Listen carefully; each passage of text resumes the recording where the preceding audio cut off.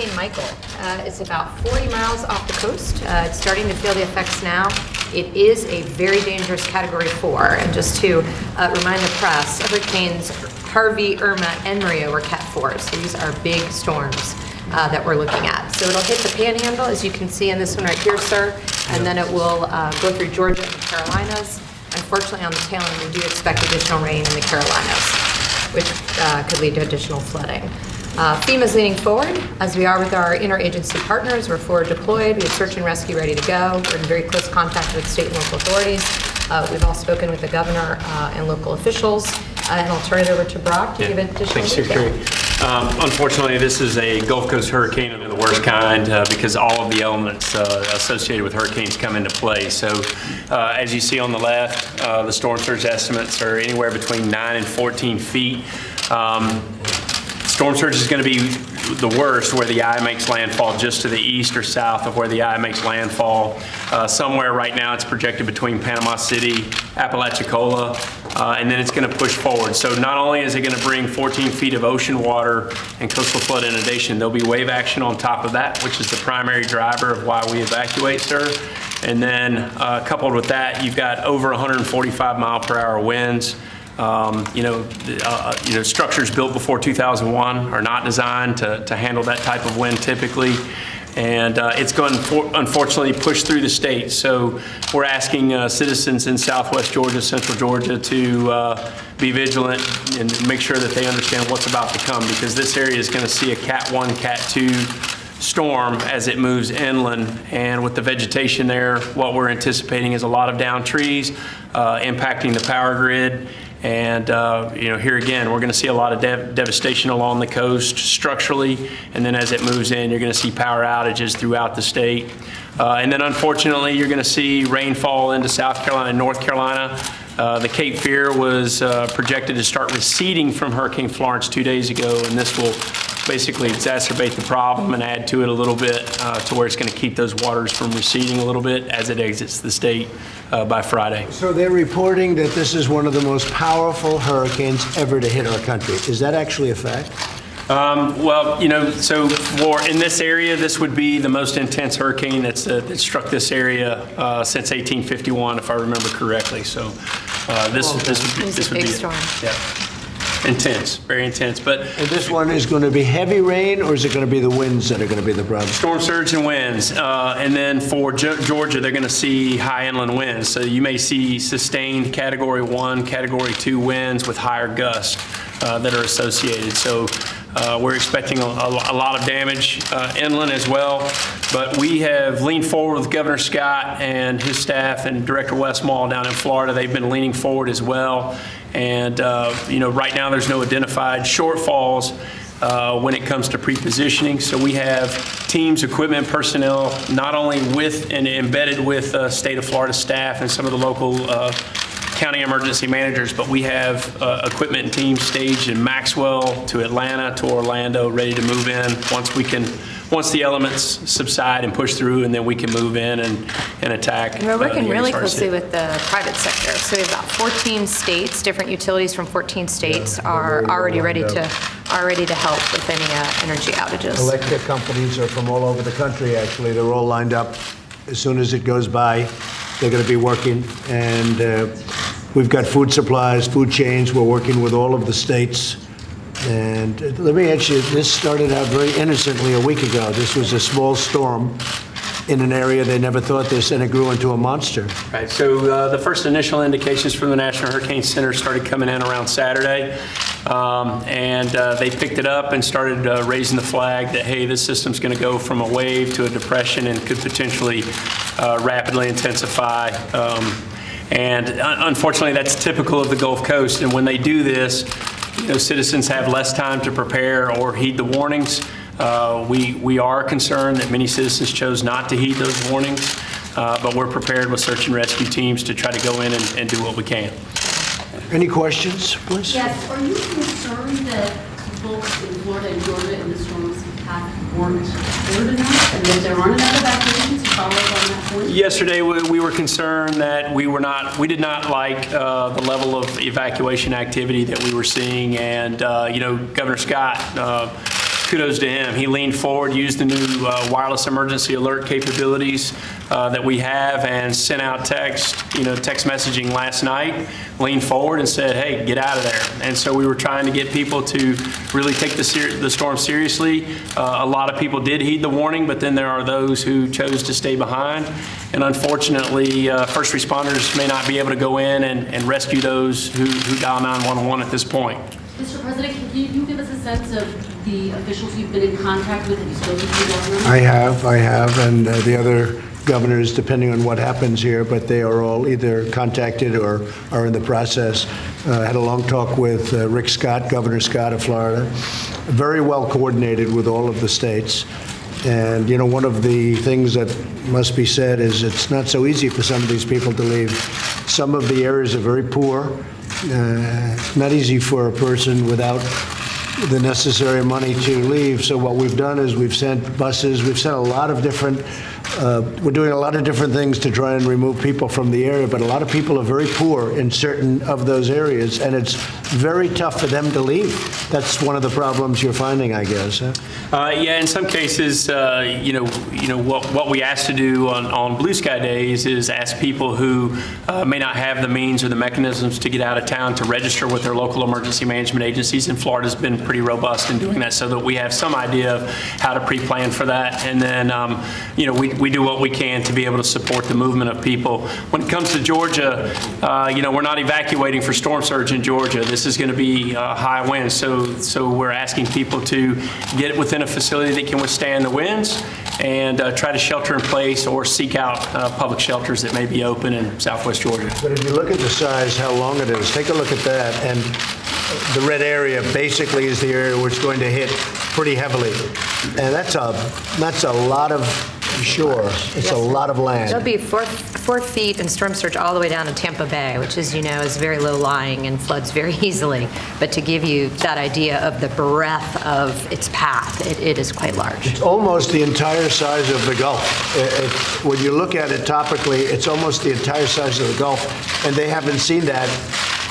Maybe they haven't seen that at all. Nobody's seen that before. The eye diameter is pretty wide, which unfortunately is not good news as it makes landfall. So some people may say it's similar to an EF3 tornado making landfall in areas that are close to the eye. So it's. Did last year's hurricanes in the area impair the infrastructure or weaken it in any way that they would struggle to deal with this year's hurricane? Not in this area. Irma did not really heavily impact the Florida Panhandle. Most of the hit from Irma was in the southwest portion of Florida, and then moved up through and created some issues in the Jacksonville area, northeastern portion. But this area, it's been a long time since it's been hit, so the vegetation hasn't been stressed, and we're going to see, a lot of damage and devastation, unfortunately, and we have to set the citizens' expectations that the power is going to be out for a while. And what FEMA's role in that is, as the Secretary was saying, our partnership with the private sector is that, we work with the Florida Power and Lights, the Gulf Powers, the Southern companies, the Georgia Powers, to be able to help them, facilitate their mutual aid to come in. And they've got power crews coming in from multiple states across the country that are already pre-staged. And when we're hit, we work with them to do what's called first push debris to get the roadways open and so that we can get them down the roadways to start fixing the power. But that's going to take some time. Mr. President, do you plan on changing any of your travel schedule? Well, we don't know. I know I was going to Pennsylvania. It looks like there are thousands of people already lined up, and probably will do that tonight. And we're going to go down here as soon as we can. We don't want to interfere with anybody, but we want to go as soon as possible. You have, right nearby, we have thousands of people going tonight, and many are there already. What time were you going to be there? What time were we planning on that? The rally tonight is scheduled for 7 o'clock. Yeah, it's about 7. You're going to go ahead? Well, I don't know what to do because you have so many people already there, and it's sort of unfair to them. So it's a mix. I'll be totally focused on this, but we're going to make a determination over the next little while. But you had people that. Does it make it more difficult for you to pay attention to the storm if you're doing? No, because I have great people, including these two, but I have great people. It wouldn't make any difference in that sense, but I would like to be seeing what's going on. We want to get down there as soon as possible. At the same time, I don't want to go down where we're interfering with the people, first responders, the FEMA people. I want them to focus on the storm, not me.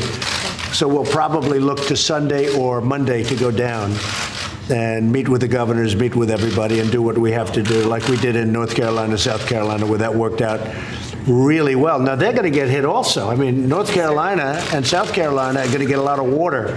Nothing like they had 2 weeks ago, but they're going to get a lot of water also, and that water is still draining out.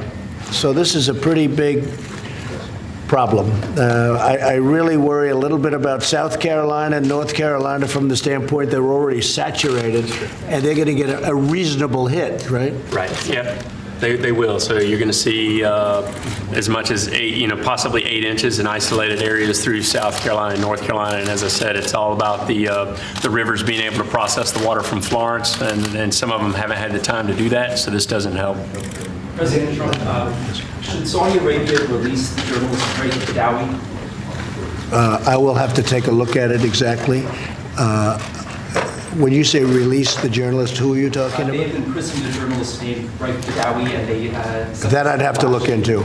I'm not familiar with Can I that. ask you about Jamal Khashoggi? Yes. Are you concerned that he's dead, and do you hold the Saudi government? I would be certainly concerned, and in fact, we have a call-in to his wife. His wife wrote us a letter and addressed it to my wife and myself, and we're in contact with her now, and we want to bring her to the White House. It's a very sad situation. It's a very bad situation, and we want to get to the bottom of it. Do you think he's dead, Mr. I don't want to say that. I hope he's not. I hope he's Hold the not. Saudi government responsible? Well, I have to find out who did it, but people saw him go in, but they didn't see him come out, as they understand it, and we're going to take a very serious look at it. It's a terrible thing. Have you spoken to the Saudis? I'd rather not say, but the answer is yes. Can you give us a sense of when his wife, fiance might be coming? I would say fairly quickly. I would say fairly quickly. They're in touch. You may just speak to the First Lady's folks because they're in touch, and she'll be most likely coming to the White House. We'll work on it together. It's a terrible Lindsey thing. Graham says there will be help to pay if the Saudis are in fact responsible. Can you share that with you? Well, and Lindsey can speak for himself, but this is a bad situation. We cannot let this happen. To reporters, to anybody, we can't let this happen. And we're going to get to the bottom of it, okay? Mr. President, But you may want to speak to the First Lady's office about the... I'd rather not say, but at a very high level, the highest level. Let me say this, it's the highest level, okay?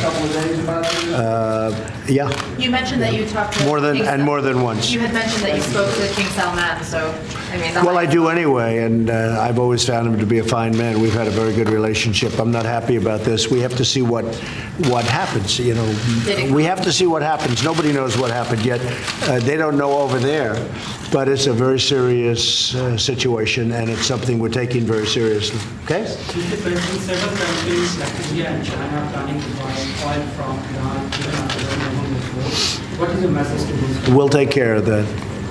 We'll take care of that, yeah. There's a report out of Seoul today that the South Korean government is considering lifting some sanctions against the South Korean government is considering... Well, they won't do it without our approval.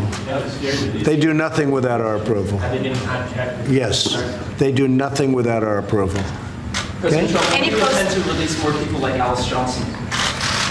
We'll talk to you about that later. Are you Any gonna closer close your to picking a replacement? And for- by the way, when we get Alice Johnson, such a great person, it's such a great case, I'd like to find a lot of people like Alice Johnson, and there are a lot of people that are in a situation like that, and we are actively looking for those situations. She's a terrific woman. I've been watching her a lot, and what a great spokesman she is for that situation, and that's covering a lot of people.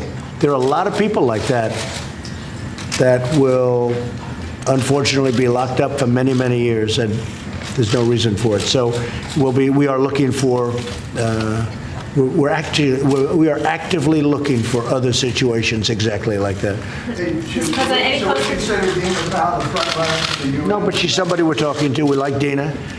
Dina did great here. She then went back into the private sector for a while, but she always wanted to come back. She loves this administration. So we're certainly looking at Dina, and we're looking at others. There's some tremendously talented people. Nikki's going to be here till the end of the year. Nikki's our friend. She's been great. I want whoever it is to spend some time with Nikki before Nikki goes out and gets herself a job, and hopefully she's going to make a lot of money. And I think Nikki will come back in some form too, but she's an extraordinary person, good person. And but we're looking at many people want that job. Mr. What's your President, vetting any process? concern about the fact that she announced her departure before the midterms? But no, there's no good time. I mean, there really is no good time. She told me about this a long time ago, and frankly, it's, almost 4 weeks, so it's not that bad.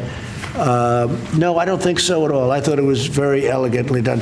If she waited till after, then they'd say, if we win, they'd say, why is she doing it? And if we lose, they'd say, oh, well, that's obvious why she's doing it. Okay, so there's really no good time to do it, but she and I had spoken at least 6 months ago, maybe even a year ago we had conversations. She wanted to be here about 2 years. And I think the point really was last week at the United Nations. She wanted to get through that and then go probably into the private sector for a while. And I'm sure she's going to come back into government because she's a terrific person. What's the vetting process like, Mr. President? What are you looking for? Very strong vetting, but some of the people we already have vetted. Some of the people are with us. We're looking at people that are already with us.